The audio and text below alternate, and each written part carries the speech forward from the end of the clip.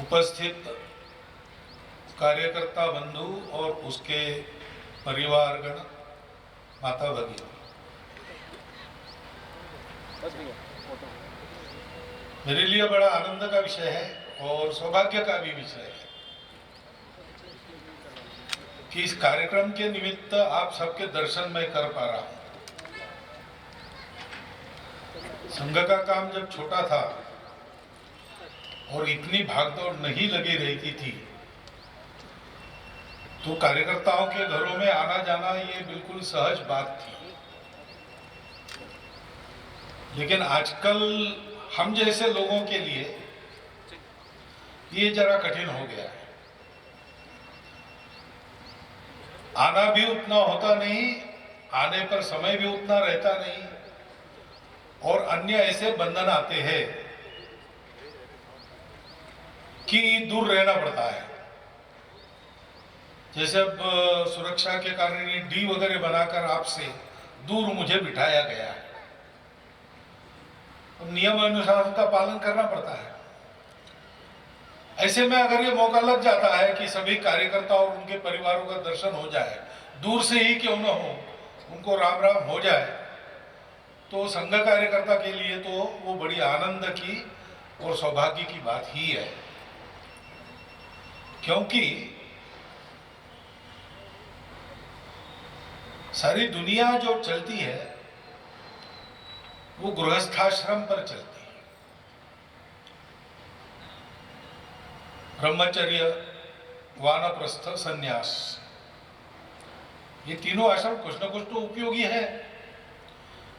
ब्रह्मचर्य आश्रम में व्यक्ति की तैयारी होती है, गुणवृद्धि होती है, अपने दायित्वों का उसको बोध होता है, उसके लिए उसको कुछ तपस्या करनी पड़ती, प्रयास करना पड़ता है, ज्ञान प्राप्त करना पड़ता है, शिक्षा प्राप्त करनी पड़ती है। वानप्रस्थी लोग जीवन का अनुभव पा चुके होते हैं, इसलिए उनका रहना समाज में एक बहुत बड़ा आधार है। उनका परामर्श बहुत मूल्यवान रहता है, बहुत व्यावहारिक परामर्श उनसे प्राप्त होता है क्योंकि वो अनुभव से आता है। अच्छे बुरे प्रसंगों में ऐसे बुजुर्गों का बड़ा आधार रहता है हमको संभालने के लिए। हमारे बुजुर्ग जो हमसे छोटे हैं उनके लिए संवाद का स्थान बनते हैं और संपूर्ण विश्व के कल्याण को मन में रखते हुए जीवन के सारे भोगों के प्रति वैराग्य मन में धारण करके एकांत में सत्य की साधना और लोकांत में समाज की सेवा, आत्मनो मोक्षार्थम जगत हिताय च, ऐसा विचरण करने वाले सन्यासी तो हम सब लोगों के नैतिक जीवन का, हमारे नीति धैर्य का आधार है। लेकिन ये तीनों जो आश्रम है, ब्रह्मचर्य, वानप्रस्थ और संन्यास, ये चलते किसके कारण है? वो गृहस्थों के कारण चलते हैं। गृहस्थाश्रम इन सब का पालन पोषण करता है। वानप्रस्थी को रहने की जगह गृहस्थाश्रम के कारण मिलती है। ब्रह्मचारी शिक्षा प्राप्त करने में लगे रह सकते हैं क्योंकि ब्रह्मचारी से, ये गृहस्थ से उनका पालन पोषण होता है। और अपनी साधना करने के लिए और लोगों का उपकार करने के लिए भी जो शरीर की शक्ति चाहिए, उसके लिए जो अन्न चाहिए, वो अन्न गृहस्थों से सन्यासियों को प्राप्त होता है। और इसलिए अपने यहाँ की कहा है, धन्यो गृहस्थाश्रमः। लेकिन इतनी मात्र बात नहीं है। परिवार, कुटुंब, ये हमारे समाज की इकाई है, यूनिट है। अभी जो तथाकथित आधुनिक जीवन प्रणाली चल रही है, 300 साल पहले पश्चिम में भी ऐसा नहीं था। लेकिन 300 साल पहले और विशुद्ध जड़वादी, उपभोगवादी तत्वज्ञान वो बढ़ने लगा, उसका प्रभाव हो गया, उसके चलते बहुत सारी उथल पुथल हुई। और उसके प्रभाव में लगभग सारी दुनिया आज चल रही है। तो उस विचार में व्यक्ति इकाई है, इंडिविजुअलिज्म, व्यक्तिवाद, व्यक्ति की स्वतंत्रता, व्यक्ति का अवसर, व्यक्ति का मत, यह सबसे महत्वपूर्ण है। और इसलिए हम देखते हैं कि वहां कुटुंबों में भी बच्चा कोर्ट में जाकर कह सकता है कि मेरे माँ बाप मेरा प्रतिपालन ठीक नहीं कर सकते, उनको पनिश करो, ऐसा कोर्ट में अर्जी देके चलते हैं कहते हैं। बच्चे बड़े होने के बाद घर छोड़ के चले जाते हैं, विवाह होने के बाद अलग घर बनाते हैं। माँ बाप वृद्ध होने के बाद उनका क्या करना, तो वृद्धाश्रम की व्यवस्था बनाई उन्होंने।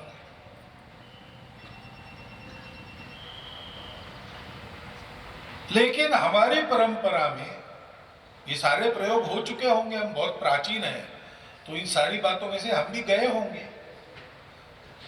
हजारों वर्षों का हमारा अनुभव है जीवन का।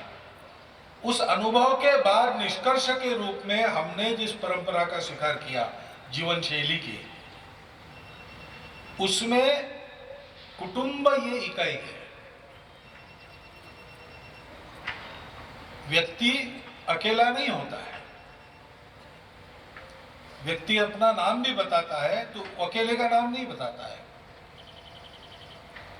वो अपने कुल का नाम साथ जोड़ता है। क्योंकि व्यक्ति नाम की चीज ये अनेक घटकों से बनी है। उसको माता पिता से शरीर प्राप्त हुआ है, कुटुंब के वातावरण से, समाज के वातावरण से और शिक्षा से संस्कार प्राप्त हुए। समाज चलाने के लिए उसका रोजगार बनता है, और अगर केवल खाना पीना इतना ही वो करे तो उसका भी मन नहीं भरता। उसको परिवारजन चाहिए, उसको अड़ोस पड़ोस के लोग चाहिए, उसको अपना गांव चाहिए, अपने शहर चाहिए।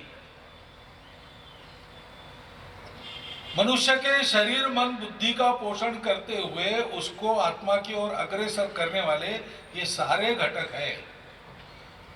और इसलिए व्यक्ति भी अकेला नहीं माना जाता। वो किसी का पुत्र होता है, किसी की कन्या वो होती है, किसी के पिता माता होते हैं, वो किसी के भाई बहन होते हैं। तो उसका स्वयं का होना उस सारे होने में एक अंग है। वो पूर्ण नहीं है। पूर्ण तभी कह सकते हैं जब ये सारी बातें हैं। उसकी पहचान बनती है इन सारी बातों से।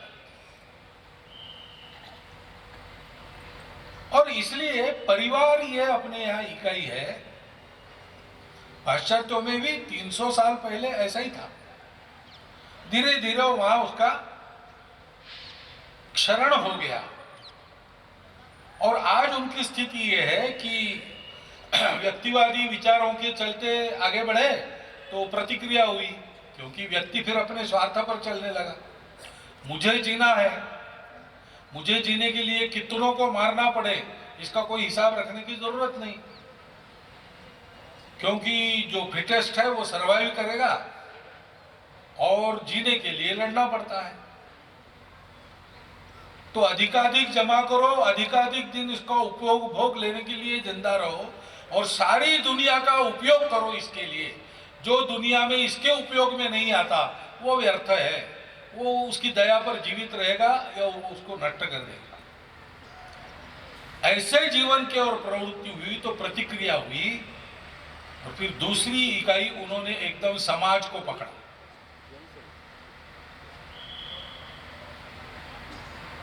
लेकिन होता क्या है, समाज भी है लेकिन व्यक्ति भी तो है ना। ये ठीक है कि मैं कुटुंब का अंग हूं, लेकिन मेरी भी कोई रुचि अरुचि होती है।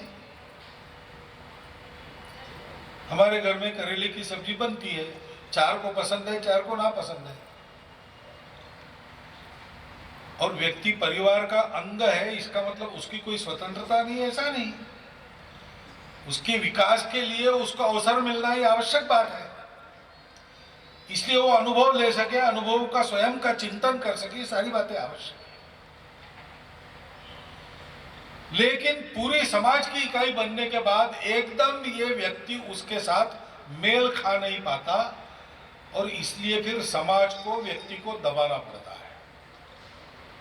तो प्रतिक्रिया में दूसरी बात हो गई कि समाज सर्वोपरि है, समाज नाम के यंत्र का व्यक्ति केवल पुर्जा है, उसकी कोई इच्छा नहीं, कुछ नहीं, समाज जैसे कहेगा वैसे उसको करना पड़ेगा। इसकी भी प्रतिक्रिया हुई। अब बीच वाला रास्ता उनको पता नहीं, क्योंकि बीच है कुछ, यही उनको पता नहीं। दो अतियों में बीच का रास्ता जो दिखाता है उसको धर्म कहते हैं। तथागत ने धर्म को मध्यम मार्ग कहा है। अब वो मध्यम मार्ग अपने पास है और इसलिए वहां के लोग आज ये सारी ठोकरें खाने के बाद हमारी कुटुंब व्यवस्था का अध्ययन कर रहे हैं। बहुत साल पहले मार्गारेट थैचर प्रधानमंत्री थी इंग्लैंड की, और वो वहां की हिंदू स्वयंसेवक संघ के संक्रांति उत्सव में आई। तो प्रात्यक्षिक भी हुए, अपने यहाँ जैसे उत्सव होते वैसे ही वहां होते हैं, हॉल में होते, इतनी बात है मैदान की बजाय। तो वहां लेजिम का, योगचाप का प्रात्यक्षिक हुआ, बाकी सारी बातें हुई, फिर प्रधानमंत्री जी का भाषण भी हुआ। तो उसने कहा कि भारतीय लोगों से हमको लेने की कई बातें हैं, वो हमारी ध्यान में अब आ रही है। एक ये जो आपने लेजिम बजाया ना, वो हमारे लिए बहुत अच्छा है, वो हमको सीखना पड़ेगा। दूसरा उन्होंने कहा कि कोई भी भारतीय, हमारे इंग्लैंड में इतनी उत्तम व्यवस्था है वृद्धाश्रमों की, लेकिन अपने माता पिता की सेवा के लिए उनको वृद्धाश्रम में नहीं भेजते। वो बीमार हो गए, उनको सेवा की आवश्यकता है तो पति पत्नी में से एक नौकरी छोड़ देता है, घर में रहकर उनकी सेवा करते हैं, उनको घर में रखते हैं। और इसका कारण जो मूल बात है, आप लोगों की कुटुंब व्यवस्था, उस कुटुंब व्यवस्था की हमको बहुत आवश्यकता है। तो काल की कसौटी पर खरी सिद्ध हुई ये हमारी कुटुंब व्यवस्था है। लेकिन ये ध्यान में रखना है कि ये कुटुंब व्यवस्था अपने आप में सब कुछ नहीं है। उसके एक तरफ व्यक्ति है जिसका भी अस्तित्व तो है, वो भी एक हैसियत है, उसकी भी एक सत्ता है। कुटुंब भी एक इकाई है, उसकी भी एक सत्ता, लेकिन कुटुंब समाज की इकाई है। और समाजों को ध्यान में रखना पड़ता है कि हमारा समाज संपूर्ण मानवता का एक हिस्सा है।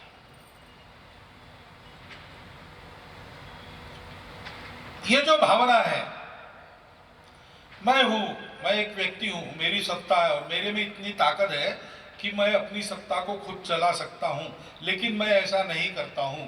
मैं अपने कुटुंब के लिए जीता हूं, कुटुंब के लिए परिश्रम करता हूं, क्योंकि मुझे ऐसा लगता है कि जैसे ये मेरा शरीर है वैसे कुटुंब भी मेरा अपना शरीर है और मैं उसका एक अंग हूं।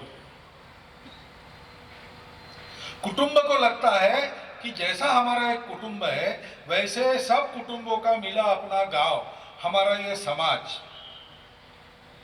गांव, जनपद, प्रांत, देश में रहने वाला समाज, ये भी हमारा एक बड़ा शरीर है। हम उस शरीर के अवयव हैं, अपने अपने स्थान पर, अपने अपने रूप में, अपने अपने आकार में हम अपना काम करके खुद को भी जिंदा रखते हैं और शरीर का भी पोषण करते हैं। और संपूर्ण शरीर के हित में जहां से सूचना शरीर में आती है वहां से सूचना मिलने के बाद वैसा ही करते हैं, अपने मन से कुछ भी नहीं करते।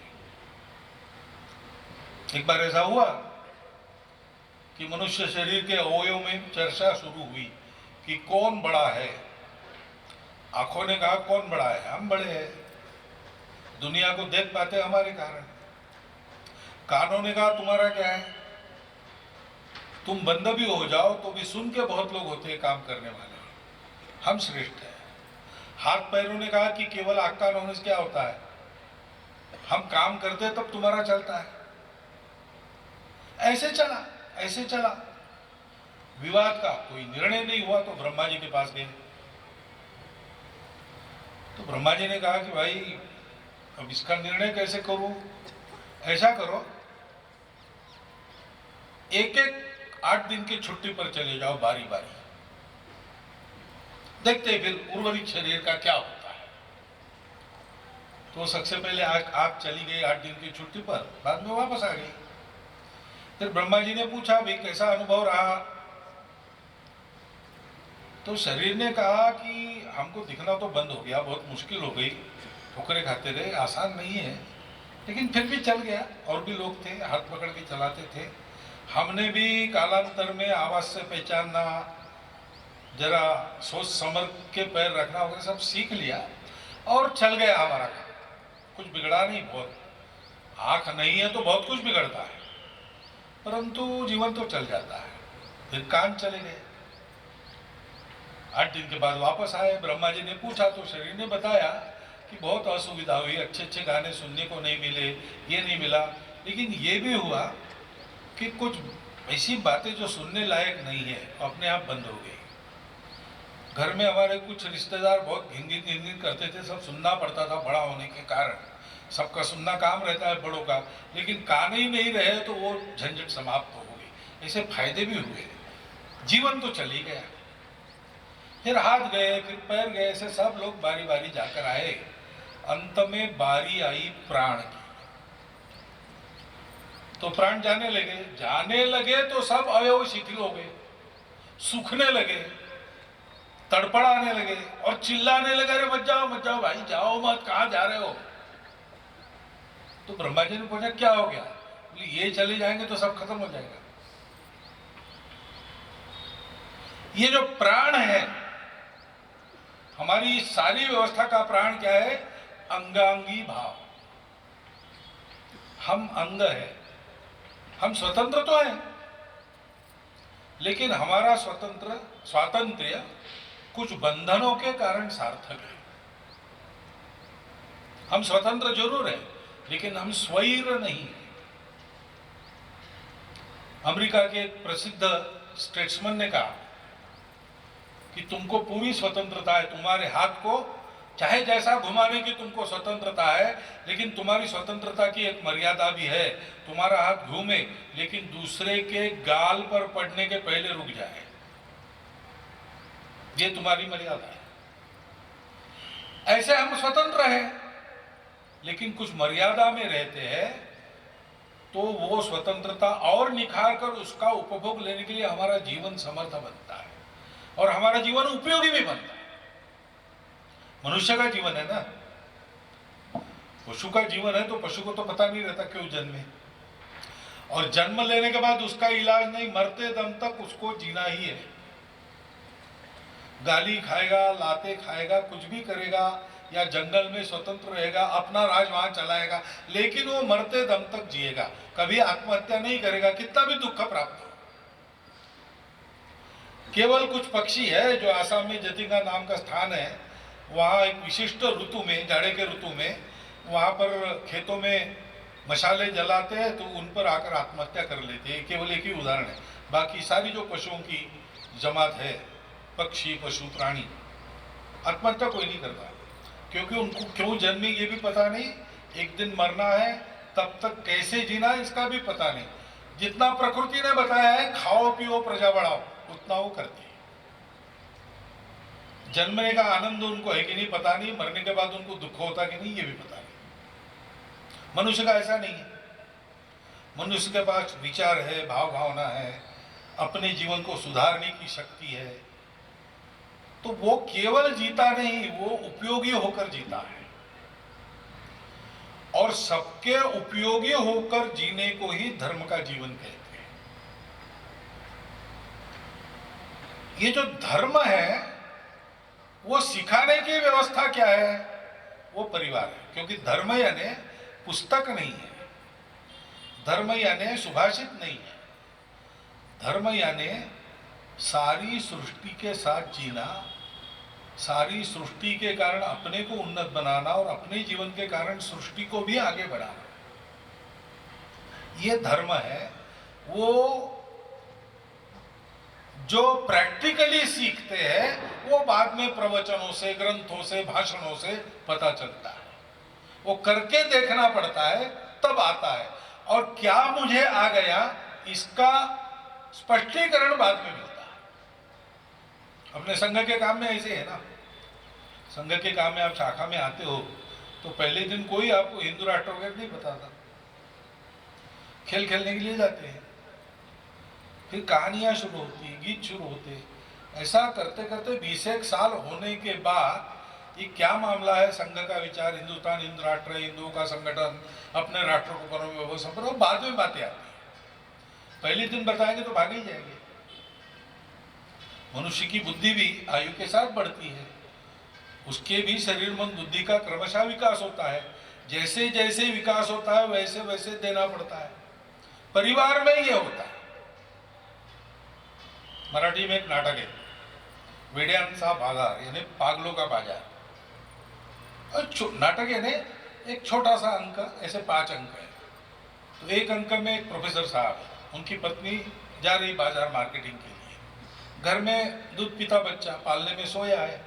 तो पत्नी प्रोफेसर साहब को बताती है कि बच्चा सोया है, मैं जा रही हूँ, वो बीच में जगेगा तो रोएगा, तो उसको दूध पिला देना बोतल से, और थोड़ा साथ में लेके आंगन में, शाम हो जाएगी तब तक चांद निकल आएगा, तारे, ये सब बताइए, उसका दिल बहलाइए, रोए नहीं। प्रोफेसर साहब बड़े विद्वान हैं, खगोल शास्त्र में पीएचडी है, भूगोल में पीएचडी है, फिजिक्स में पीएचडी है, 4 पीएचडी लेकर रखी है। अब इतने विद्वान आदमी, उनको लगता भी है कि आप छोटी छोटी बातें क्यों समझा रही मुझे, मैं तो इतना पढ़ा लिखा हूं।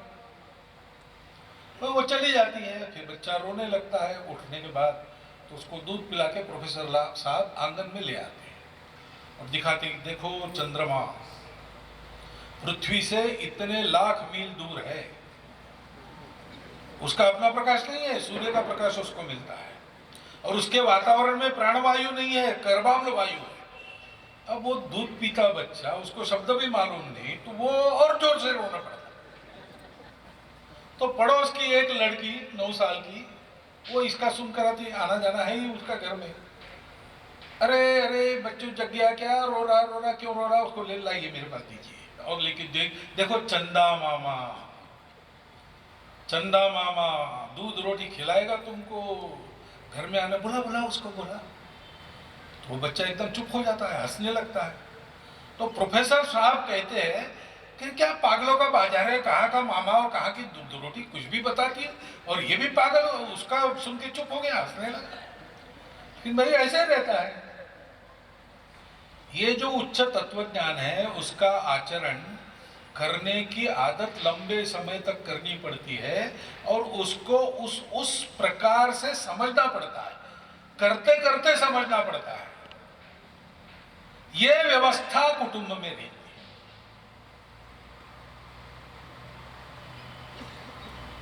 अब कुटुंब में व्यक्ति तैयार होता है, केवल इतना नहीं, व्यक्ति सामाजिक बनता है।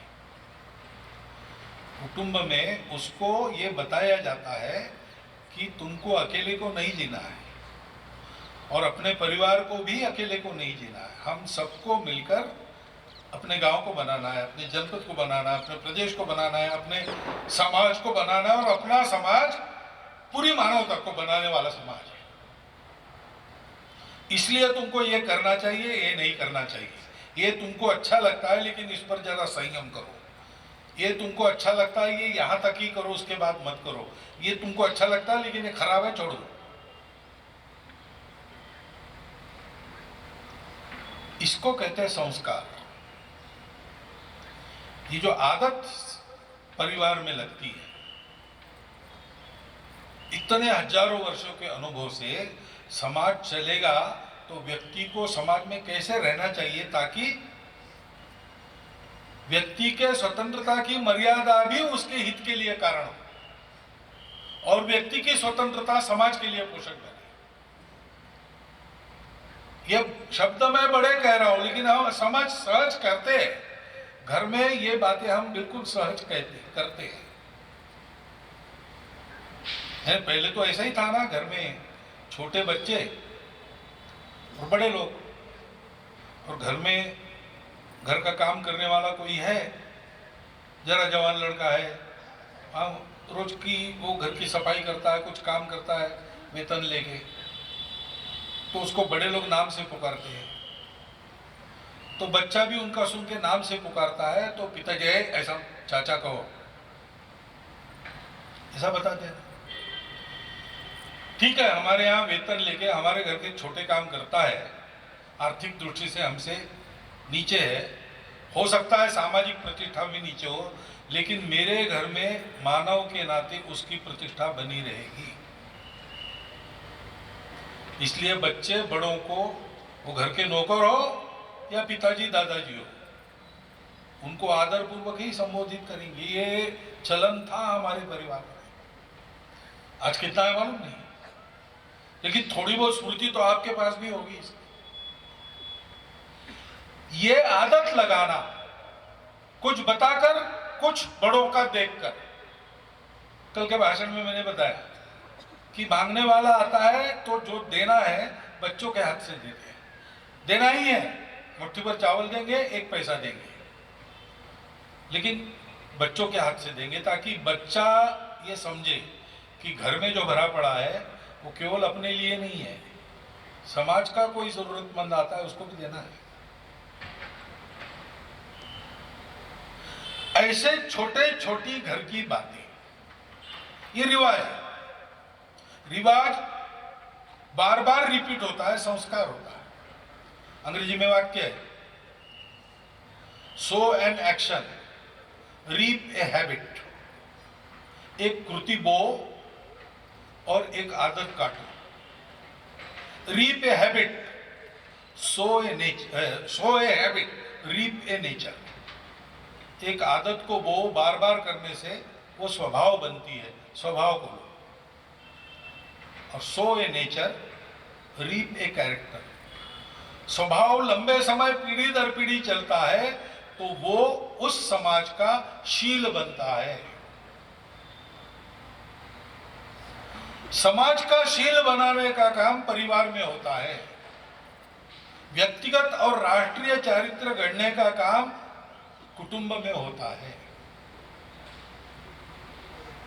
तानाजी गए, उनका पुत्र था रायबा, उसका विवाह तय हो गया। विवाह निमंत्रण करने शिवाजी महाराज के पास गए, साथ में उनके ससुर थे शेलार मामा, और पत्रिका दी और कहा कि ऐसा ऐसा है। शिवाजी महाराज ने कहा, अरे अच्छा चलो अब हम ही जाते हैं। तो आप कहाँ जाते हैं? तो हमने अभी सोचा था कोंडाना किला फतेह करना है, लेना है, तो कौन उचित सेनापति, तो तुम्हारा नाम आया था, लेकिन तुम्हारे यहाँ तो शादी है। तो तानाजी ने कहा शादी है तो बाद में होगी, फिर से दूसरा मुहूर्त आएगा, उस समय करेंगे, पहले तो कोंडाना की शादी करेंगे, बाद में रायबा की होगी। मालूम है हमको कहा, लेकिन आपने कभी विचार किया कि रायबा ने उस समय ऐसा नहीं कहा, हो पिताजी क्या है, आपकी देशभक्ति वगैरह ठीक है, आपका सब हो गया, शादी ब्याह, पुत्र का ब्याह होने वाला है, आपको देशभक्ति सूझ रही, पहले हमारा सब ठीक करो, बाद में देशभक्ति करो, ऐसा नहीं कहा उसने। न शेलार मामा ने उनको व्यावहारिक सलाह दी, करिए ये बड़े लोगों के काम है, अपना घर बार देखो, काय को देश वेश करते हो, बर्बाद हो, ऐसा नहीं बताया। इस एक उदाहरण से उस समय की सारी पीढ़ियों के सामने ये उदाहरण आया, परिवार समाज के लिए, राष्ट्र के लिए, देश के लिए। परिवार का काम है, बाद में करें। तानाजी के गांव से 300 लोग उसके साथ लड़ने के लिए गए, सबको तिलक पंचार्जी के साथ विदा किया गया। ये वातावरण बना तब स्वराज्य हुआ। ये वातावरण बना तब 30 साल औरंगजेब दक्षिण में तंबू ठोक कर बैठा, फिर भी वो जीत नहीं सका, उसकी कब्र वहां बनी, स्वराज्य आगे बढ़ा। समाज की शक्ति, समाज का शील, समाज का मन, ये सब बनाने वाला परिवार, कुटुंब है। और इसलिए अपना कुटुंब कैसे चलता है, इसको देखना बड़ी महत्वपूर्ण बात है। संघ के कार्यकर्ता तो धुन लगती है उनको काम की, झोंक देते हैं संघ कार्य में। अच्छा है, देश के लिए ऐसा कर सकते हैं, लेकिन मेरी सलाह ये रहती है कि अपने घर में भी संघ का काम करें। शाखा में करती ही है, समाज में करती ही है, लेकिन समाज का शील बनाना है, समाज की शक्ति बनानी है, उसका आधार अगर कुटुंब है तो अपने कुटुंब में ये जानकारी देते रहनी चाहिए। संघ के सार्वजनिक कार्यक्रमों में घर के लोगों को भी आमंत्रण रहता है, वो उपस्थित रहे, ये देखना चाहिए। अनेक समाज हित के कार्य स्वयंसेवक और अन्य लोग भी महिला पुरुष मिलकर करते हैं, उसमें अपने परिवारजनों को भाग लेने की स्वतंत्रता होनी चाहिए। जैसे हम संघ का काम झोंक देकर करते हैं और अपने घर पर भी ध्यान रखते हैं, वैसे हमारे घर की गृहिणी भी, अपनी कन्या भी, अपनी बहन भी समाज का काम करते करते घर का ध्यान रखेगी और वो ज्यादा अच्छा रख सकेगी। क्योंकि मातृशक्ति को एक ही समय कई काम करने की आदत पहले से होती है, उसका अभ्यास है। उनका प्रबोधन करना, उनको इस बात को बताना, क्योंकि एक माता को हम अगर शिक्षित करते हैं तो पूरी पीढ़ी शिक्षित हो जाती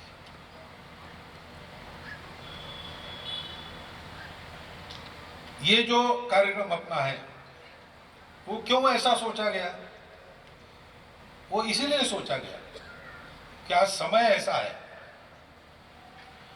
कि संघ को लोग देखते हैं और संघ की बातों को मानते हैं और संघ जैसा करेगा वैसा करना चाहते हैं।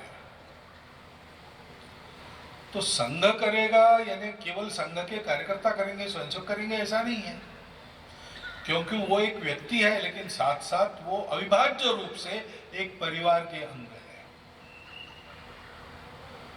तो कई बातें ऐसी है कि उसका पालन घर में होता है कि नहीं, सामाजिक समरसता, जात पात का भेद नहीं करना, तो शाखा में तो होता नहीं, कार्यक्रमों में होता नहीं, वहां कोई किसी को पूछता नहीं। लेकिन समाज में 2000 वर्षों की परंपरा है, उससे समाज को छुटकारा चाहिए। तत्व से मान्य है, बुद्धि से मान्य है, मन से स्वीकार है, लेकिन आदत जो पुरानी पड़ी है उसको बदलना है। तो कहां से बदलेगी? तो व्यक्तिगत जीवन की आदत बदलने के साथ साथ हमारे पारिवारिक जीवन में चलन भी बदलना पड़ेगा, हमारे व्यावसायिक जीवन में भी दृष्टि बदलनी पड़ेगी, और समाज में अड़ोस पड़ोस में भी उस प्रकार का व्यवहार करना पड़ेगा। इन चारों पहलुओं में एक आधा काम होता है तो फिर वो अनुकरणीय उदाहरण बन जाता है।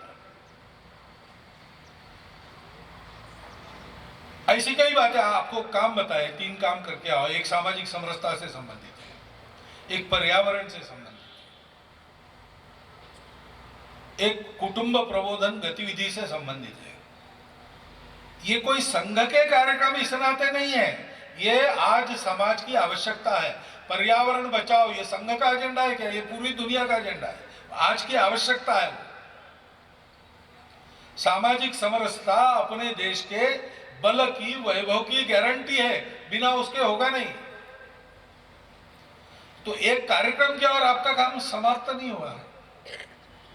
अपने परिवार में ये स्वभाव बने, अपने परिवार में ये चलन हो, इसका हमको विचार करना पड़ेगा, ऐसे चलना पड़ेगा।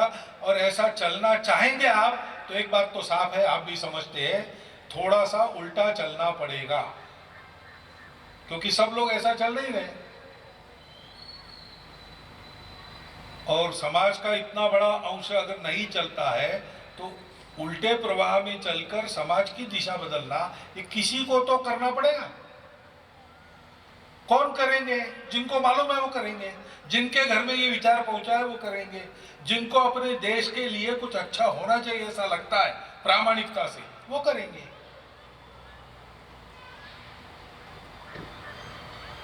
ऐसे लोग रहते हैं तब समय पर समाज अपनी दिशा बदलता है, समाज में सुधार होता है, समाज की ताकत बनती है और देश बड़ा होता है। ये जब तक नहीं होता तब तक सारा मंगल जो होना है वो रुका रहता है। समाज में मांगल्य चाहिए, अपना परिवार मंगल परिवार होना चाहिए। समाज में समरसता चाहिए, हमारे परिवार में कोई भेद का व्यवहार नहीं होता, ऐसा होना चाहिए। हमारे कुटुंब में हमारे मित्र समाज के सब वर्गों में, तथाकथित जाति जनजाति और अनुसूचित जाति, इनमें भी हमारे मित्र परिवार है, मित्र व्यक्ति है। हम उनके यहाँ आते जाते रहते हैं, वो हमारे यहाँ आते जाते रहते हैं। जैसे अड़ोस पड़ोस के मित्रों का, रिश्तेदारों का होता है, वैसा हमारा उनके साथ संबंध है, उनका हमारे साथ। ये करना पड़ेगा, एकदम सहज रूप से हो नहीं सकता। आज के वातावरण में प्रयास पूर्वक करना पड़ेगा। प्रयास पूर्वक करेंगे, लेकिन नाटक नहीं करना है, मन से करना है, अपनेपन के भाव से करना है। ये सारी जो बातें हैं वो इस प्रकार हमारे आचरण का अंग बन जाए। और अभी संघ के स्वयंसेवकों की संख्या 60 लाख, यानी कम से कम 20 लाख परिवार होंगे। पूरे भारत देश में 20 लाख परिवारों का आचरण बदल जाता है, तो उसका कितना बड़ा परिणाम वातावरण पर होता है। बंगलोर में एक शिविर था, 40,000 गणवेशधारी स्वयंसेवकों का शिविर, 24 चौरस किलोमीटर का परिसर बना था। अब समापन का कार्यक्रम, पूजनीय सुदर्शन जी थे सरसंघ चालक, मैं सरकार था, हम दोनों रहने वाले थे। तो 2-2.5 लाख जनता आएगी, प्रत्यक्ष में 3 लाख आ गई। तो इतनी जनता आएगी जाएगी तो रहदारी का प्रश्न आएगा।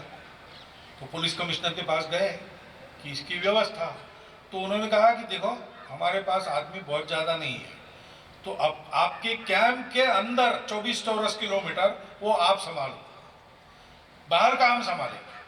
बाहर एक बड़ा हाईवे था, वहाँ से जाना था, उसको हम संभालेंगे। ठीक है, आए 2.5-3 लाख लोग आए शिविर के गेट से, और कार्यक्रम का स्थल 2-2.5 किलोमीटर दूर था। 40 मिनट में सब पहुंच गए। जमीन पर चलने वाले रेलगाड़ी को छोड़कर सारे वाहन आए थे, बुलडोजर ट्रैक्टर तक।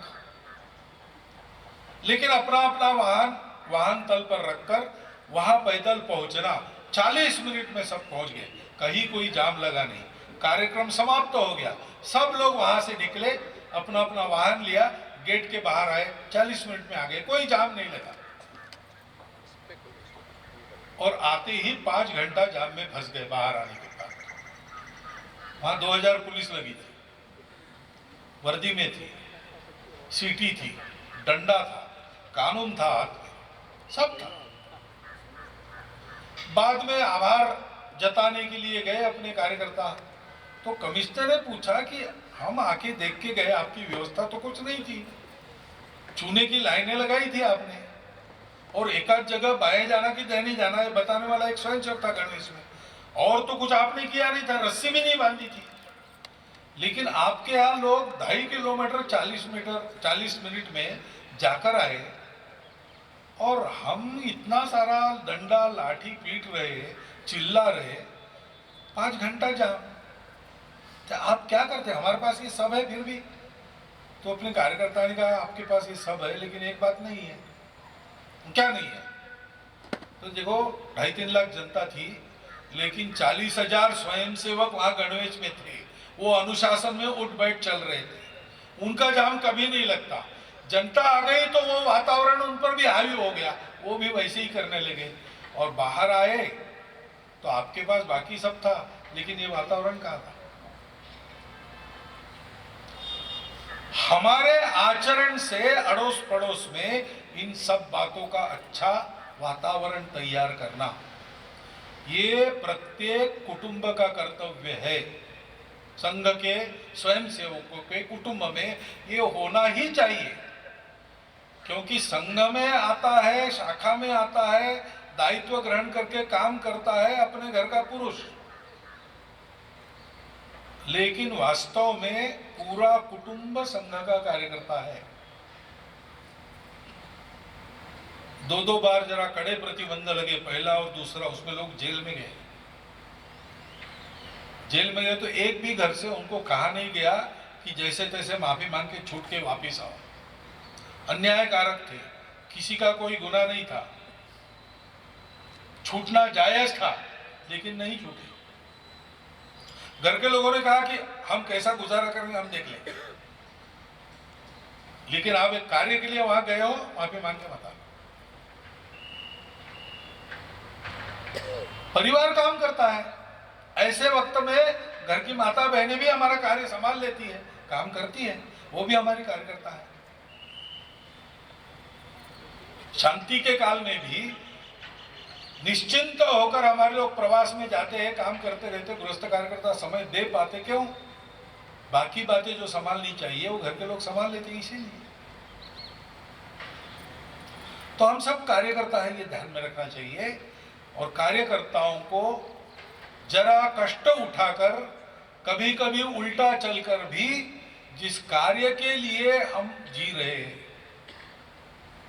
उस कार्य को करना ही पड़ता है। हम सामान्य लोग नहीं हैं, हम व्रतस्थ लोग हैं।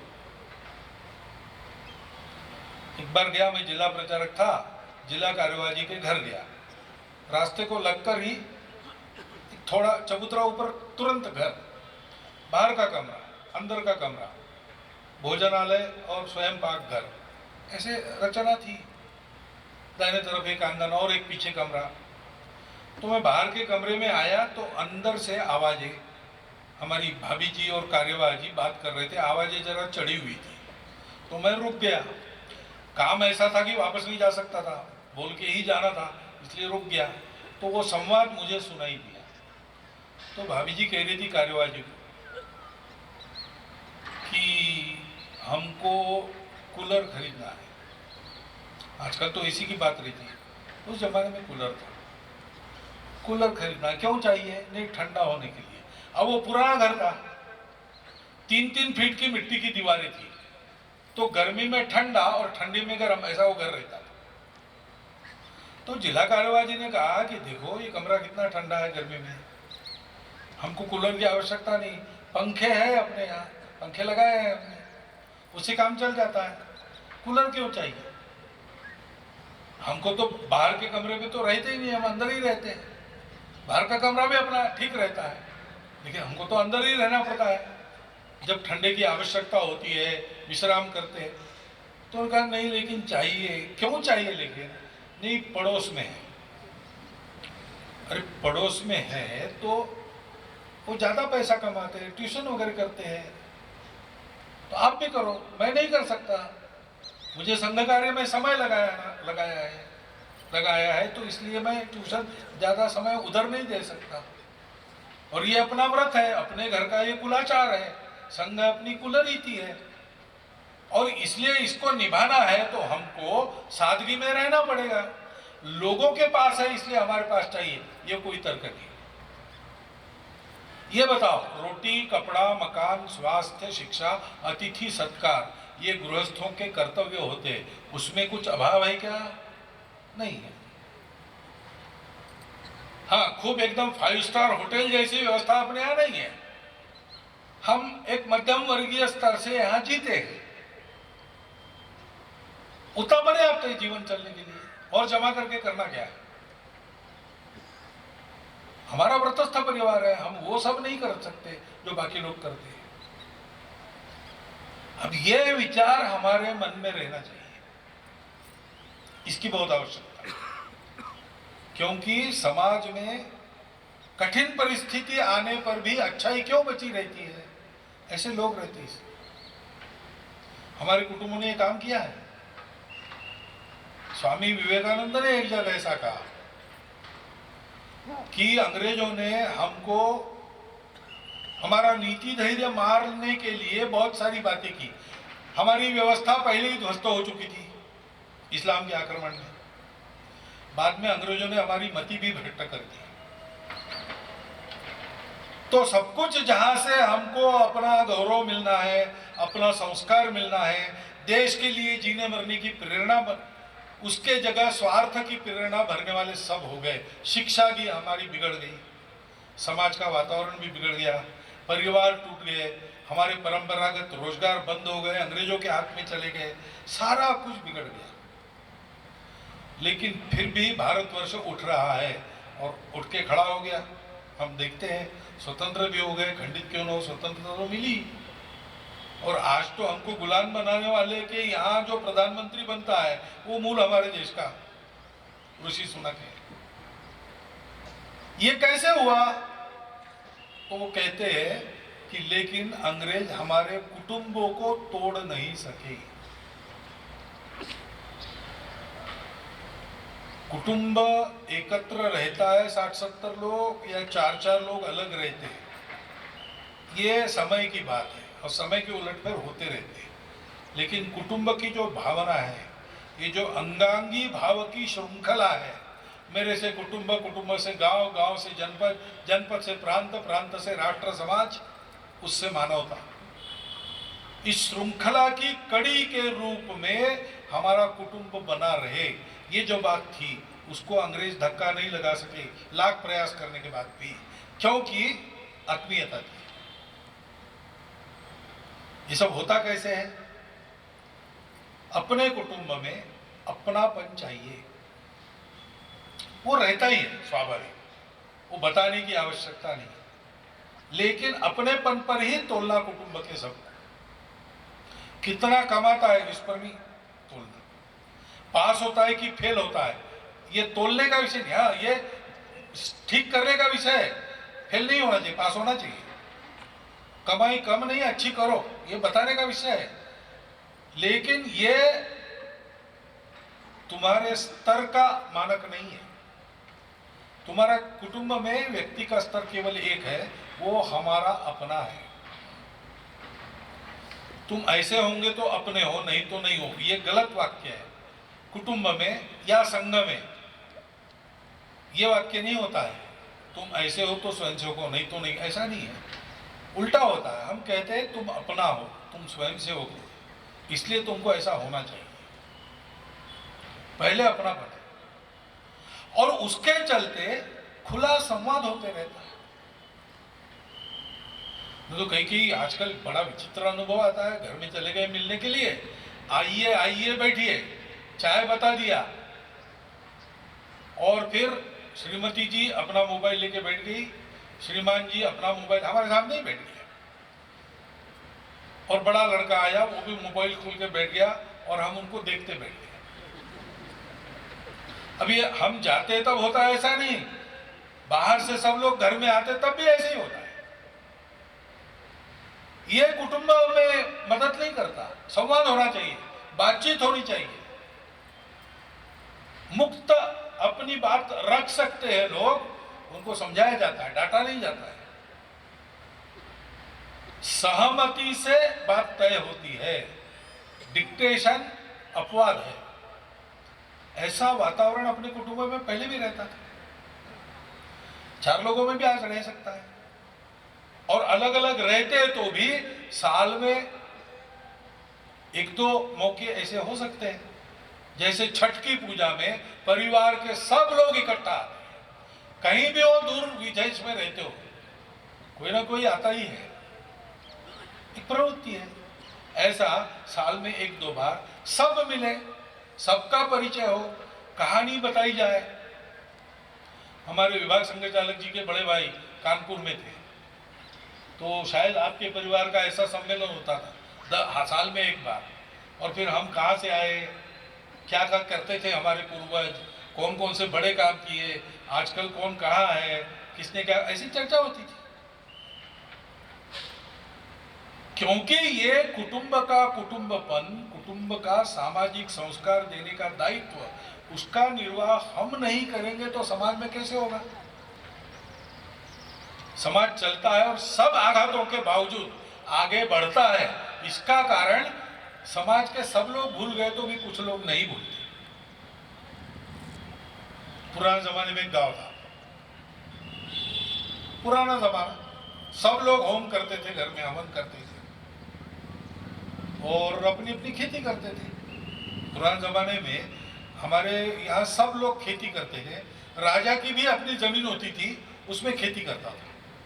रघु राजा के बारे में तो ऐसा है कि साल में 1 बार अपनी सारी संपत्ति प्रजा में बांट देता था, और अपने 2 एकड़ की जमीन में जो सत्तू बना है उससे अधिक संपत्ति आने तो उससे ही भोजन करता था।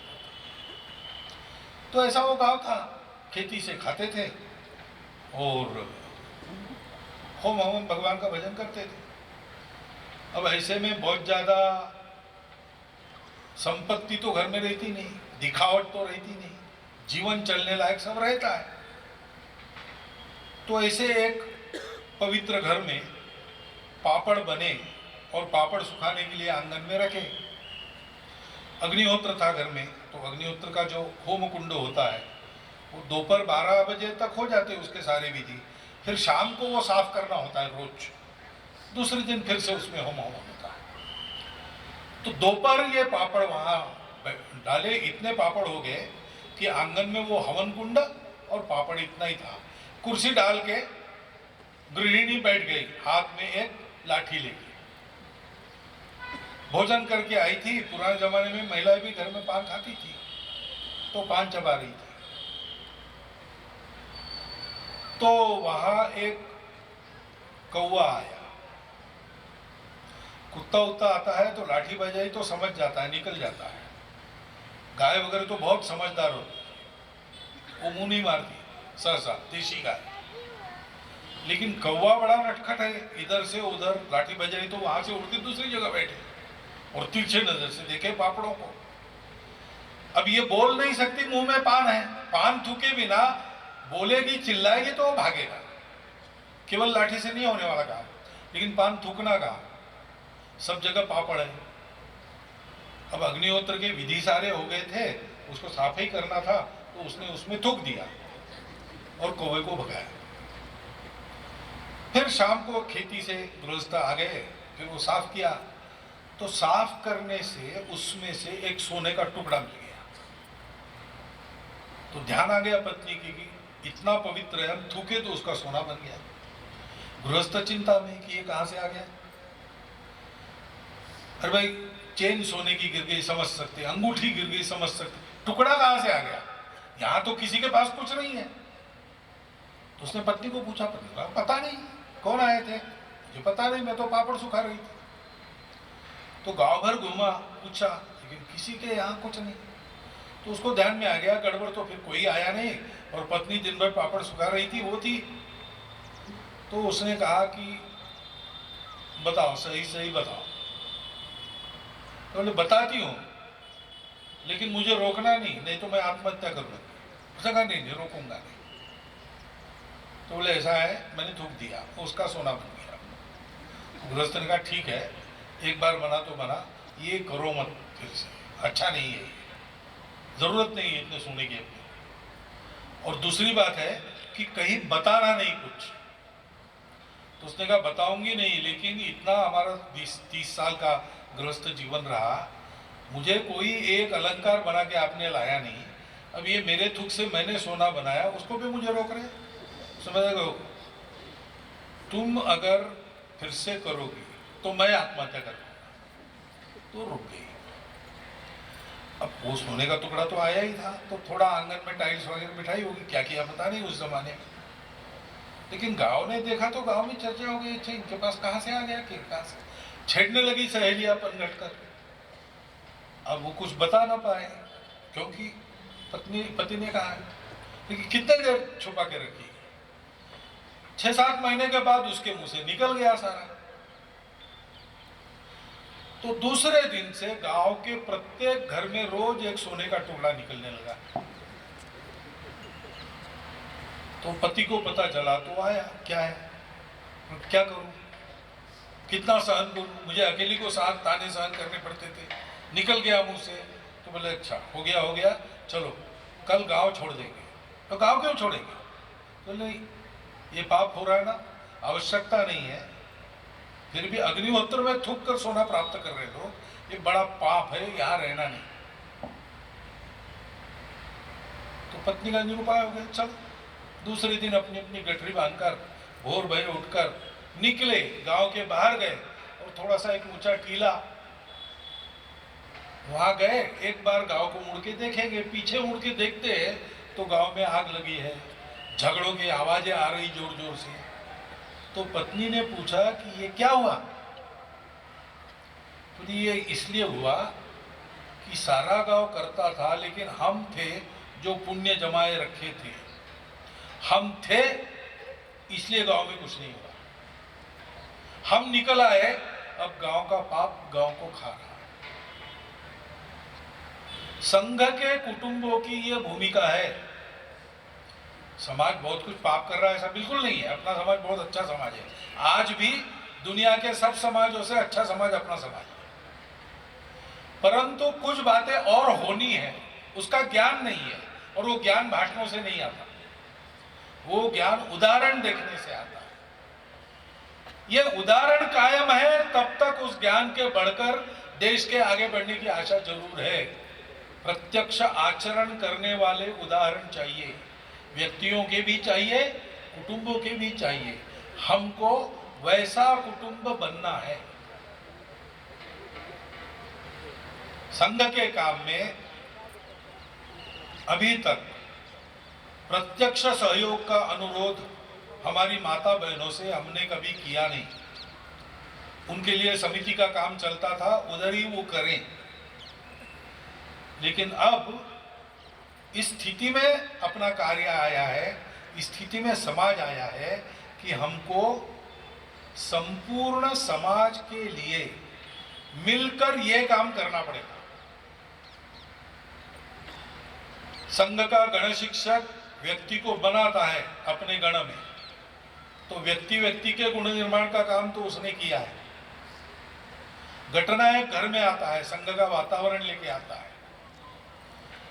अपने कार्यकर्ता भी अपने घर में संघ का वातावरण उत्पन्न करे, विचार बताए, समझाए कार्य पद्धति क्या है। और जैसे संघ में स्वयं सेवकों ने एक उदाहरण प्रस्तुत किया है समाज के लिए, कैसे काम करना प्रामाणिकता से, निस्वार्थ बुद्धि से, तन मन धन पूर्वक। आज सब लोग मानते हैं, अहंकार की बात नहीं है, ये वस्तु स्थिति है।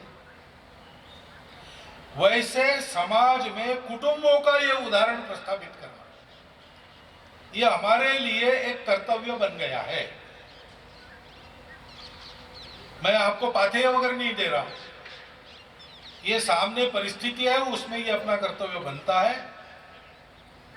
उसका स्मरण मैं आपको दिला रहा हूं अनुरोध पूर्वक कि इस काम को तुरंत प्रारंभ करना चाहिए।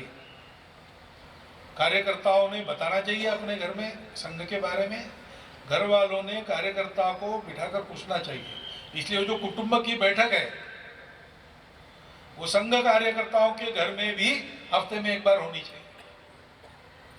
कैसे कब करना, देखिए कोरोना में बाकी सब बंद था तो आसानी से हुई, लेकिन कोरोना चले जाने के बाद भी उस बैठक को जारी रखना है और उसमें इन सारी चर्चाओं को करना है।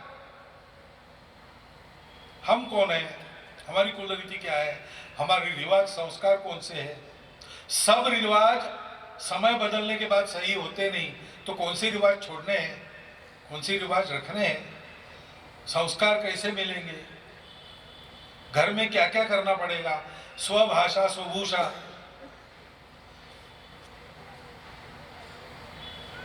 भाषा भूषा, भजन भोजन, भवन और भ्रमण अपने कुटुंब में अपने देश का अपने प्रदेश का होना चाहिए। विदेश का होने की आवश्यकता नहीं, कैसे होगा। और हम रोज अपने लिए समय देते हैं, कमाई में अपने लिए कुछ खर्चा करते हैं। हम रोज अपने परिवार के लिए समय देते हैं, कमाई में परिवार के लिए कुछ खर्चा करते हैं।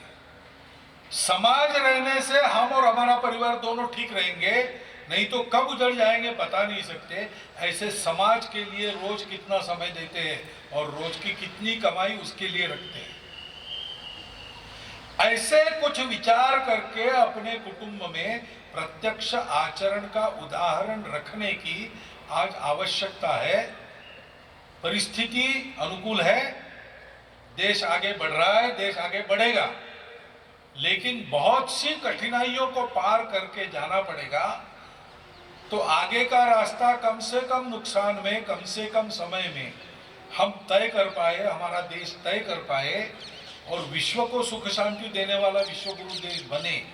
इसलिए आज की स्थिति में सब प्रकार के योग्य आचरण का उदाहरण जैसे व्यक्ति को बनना है, वैसे अपने कौटुंबिक आचरण से कुटुंब को भी बनना है, आजीविका का आचरण वैसा ही प्रस्थापित करना है और अड़ोस पड़ोस में भी ये वातावरण बनाने का दायित्व हमारा है। उस दायित्व का स्मरण मात्र देकर मैं अपने 4 शब्द समाप्त करता हूँ।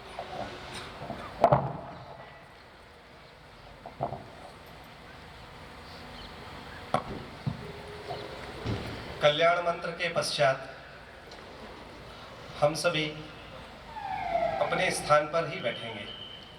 मंचासीन अतिथि महोदय प्रस्थान करने के पश्चात अल्पाहार हमारे स्थान पर ही वितरित किया जाएगा।